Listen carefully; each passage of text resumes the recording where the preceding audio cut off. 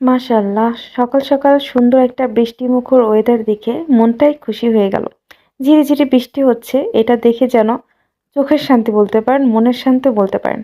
ঘুম থেকে উঠে এমন একটা ওয়েদার দেখব বুঝতেই পারি নাই। আসসালামু আলাইকুম, সবাই কেমন আছেন? আলহামদুলিল্লাহ আমি এবং আমার বাচ্চা সবাই ভালো আছি। আশা করি আপনারাও সবাই ভালো আছেন।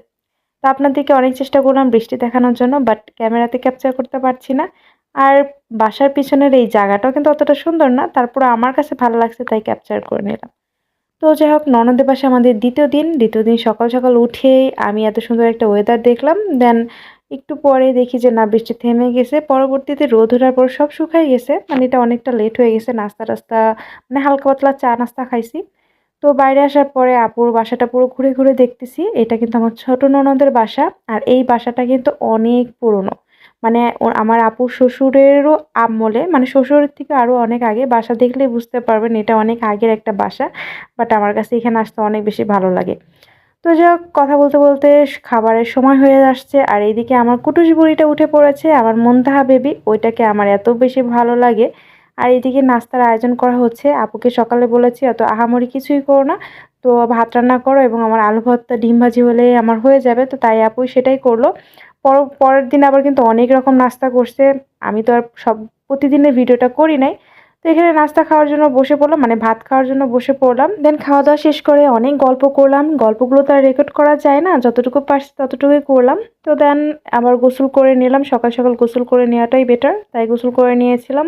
এবার ফ্রেশ হয়ে বাইরে এসে দেখি আমার মুনতাহা ভাবি ও ছাগলটা দেখতেছে। সামিউল নামাজ পড়তে যাওয়ার জন্য রেডি। সামিউল শারিয়ার আজকে জুম্মার দিন। তো ওদের তো পাঞ্জাবি আনা হয় নাই। ওরা শার্ট প্যান্ট পরেই চলে যাবে।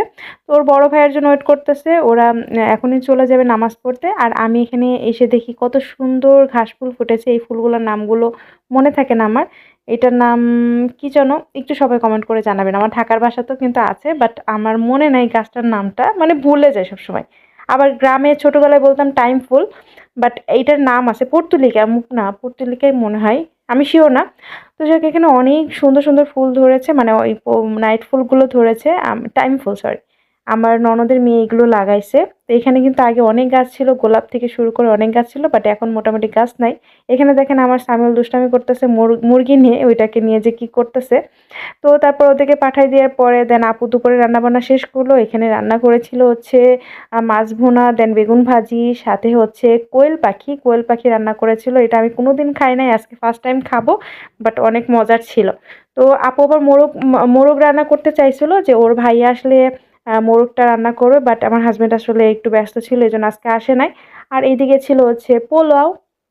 তো পোলাওটা একদম গরম, গরম রাইস কুকারে রান্না করে ফেলছে। অনেক বেশি ইয়াম্মি ছিল। আমার আপুর হাতের রান্নাগুলো কিন্তু মাশাআল্লাহ, মানে আমার ২ ননদের হাতের রান্নাই কিন্তু অনেক বেশি মজার। তো যাক, এই ফাঁকে আমি একটু সালাদ কেটে নিচ্ছি।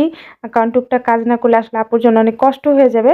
দেন সালাদ কেটে নিয়ে আমি হচ্ছে এখানে খাবার বেড়ে নিচ্ছি আমার নিজের জন্য। মানে টেবিলে রেখে দিছে যে যার মতো নিতে পারে আরকি। তো আমি আমার খাবারগুলো আমি সার্ভ করে নিচ্ছি।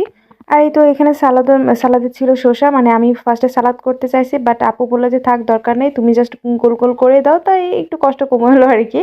তো আমি গোল গোল করেই জাস্ট শসাটা কেটে নিলাম। আর পোলার সাথে শসা আর লেবু না থাকলে কিন্তু জমেই না। তো এদিকে আমি হচ্ছে একটু মাছ নিয়ে নিলাম। আমার মাছ খেতে ইচ্ছা করতেছিল না, বাট সানজিৎ মাছ অনেক বেশি পছন্দ করে আলহামদুলিল্লাহ। তো ওর জন্য মাছটা নিয়ে নিলাম। আর ও এই মাছটা দিয়েই খাইছে। মাছটা এত বেশি মজার ছিল, মনে হচ্ছে গোশ খাচ্ছি। আমার সামিউল তো দেখে বারবার বলছিলাম এটা কি গোশ রান্না করছে? আমি কই আরে না পাগল, এটা হচ্ছে মাছ। তো যাই হোক, মাছটা অনেক বেশি মজার ছিল। আর এই যে এখানে সেই কোয়েল পাখিটা। তো আমি আর পরবর্তীতে খাবার দেখাই নাই। এরপরে হচ্ছে খাওয়া-দাওয়া শেষ করে দুপুরে রেস্ট নিয়েছি। আর অনেক, অনেক গল্প করছি আমার ননদের সাথে, ননদের মেয়ের সাথে। মানে ঘুমাইতেই পারি নাই। তো বিকাল হয়ে যাওয়ার পর একটু ভাবলাম যে বাইরে বের হই। কারণ আপুর ছোট, ছোট বাচ্চাদেরকে আরবি পড়ায়। তো তারা আসছে। তাই ভাবলাম যে না, একটু ছাদ থেকে ঘুরে আসি। তো আপুদের ছাদে উঠতে আমার অনেক বেশি ভয় করে। এত বেশি রিস্ক লাগে।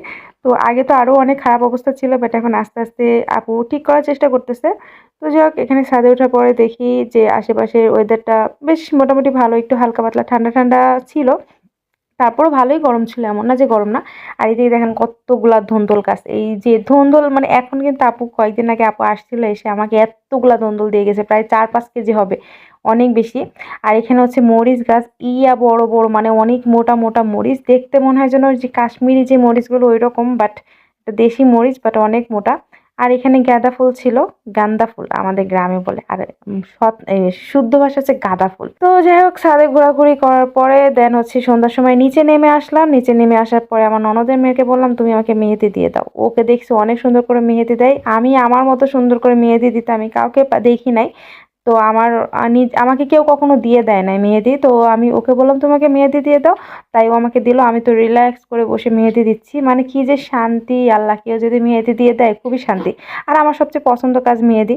তো যাই হোক, এই যে আমার ননদের মেয়েটা আমাকে হাতে মেহেদি দিয়ে দিচ্ছে, ও মাশাআল্লাহ অনেক সুন্দর করে মেহেদি দেয়। ইনশাল্লাহ কয়েকদিন পর বিয়ে হয়ে গেলে তখন যে কি হবে আল্লাহই জানে। ওর জন্য ছেলে দেখা হচ্ছে, সবাই ওর জন্য দোয়া করেন, খুব দ্রুত যেন ভালো একটা ছেলে পায় ওকে বিয়ে দেওয়ার জন্য। তো যাই হোক, মেহেদিটা অনেক বেশি সুন্দর ছিল, বাট কালারটা না হয় নাই, খুব কষ্ট লাগছে। এরপরে হুট করে কারেন্ট চলে যায়, কারেন্ট চলে গেলে দেন এর ভিতরে হচ্ছে মুড়ি মাখানো হচ্ছে। আমার আপু সন্ধ্যার সময় ছোলা টোলা এগুলো নিয়ে এসে এসে মুড়ি মাখালো, যে সন্ধ্যার নাস্তা কিছু তো খাওয়া যায়। তো মুড়ি মাখানো খাওয়া দিয়ে ওই দিনকার দিনটা শেষ করি। আর পরের থেকে আমার জীবনে শনি চলে আসে। মূলত আমি যে উদ্দেশ্যে আসছি সেই উদ্দেশ্যটা হচ্ছে শাহরিয়ারে মুসলমানি দেওয়ার জন্য। তো সবাই অনেক জোরাজোরি করছে যে শাহরিয়ারে মুসলমানি দাও। তো এই ভিডিওটা পরের দিনে ছিল, আমি আর ভিডিও করতে পারি নাই, জাস্ট কোনো হালকা পাতলা ক্লিপ রেখে দিয়েছিলাম স্মৃতি হিসাবে। বাট আমার বাচ্চাটা যে কি কান্না করছিল আমি মানে নিজে সহ্য করতে পারছি না, এই জন্য ডাক্তার আমাকে বলছে ওকে বাইরে বসায় রাখেন। তো আমি বাইরে বসে বসে আল্লাহর জন্য অনেক দোয়া করতেছি, আমার বাচ্চাটার জন্য আল্লাহর কাছে অনেক অনেক দোয়া করতেছি। বাট পরবর্তীতে সহ্য না করতে পেরে আমি ভিতরে যাই, ওকে কেউ ধরে রাখতে পারতেছিল না, পরে আমি ধরে যাই মুসলমানি দিই ওকে। আমি বুকের সাথে জড়ায় ধরে আমিও কান্না করছি, ও কান্না করতেছে। পরে ডাক্তার বকা দিচ্ছে যে তুমি কান্না করলে তাও ও ভয় পেয়ে যাবে। তাও নিজেকে কন্ট্রোল করতে পারছিলাম না। আসলে যে যে কথা বলতেছিল এটা আসলে আমার একদম বুকে যে লাগতেছিল, আমার দিলের ভিতরে যে লাগতেছিল, আমি নিজে সহ্য করতে পারতেছিলাম না। তো অনেক বেশি কষ্ট হচ্ছে, আমার বাচ্চাটা অনেক বেশি কষ্ট পাইছে। আল্লাহ যেন এরকম আর কারো না করে। তো ভিডিওটা করে রাখছিলাম ওর আব্বুকে দেখানোর জন্য, বাট আমি এটা এখানে শেয়ার করে দিলাম। তো আজকের মতো ভিডিওটা এই পর্যন্ত থাকলো। সবাই ভালো থাকবেন, সুস্থ থাকবেন, আল্লাহ হাফেজ।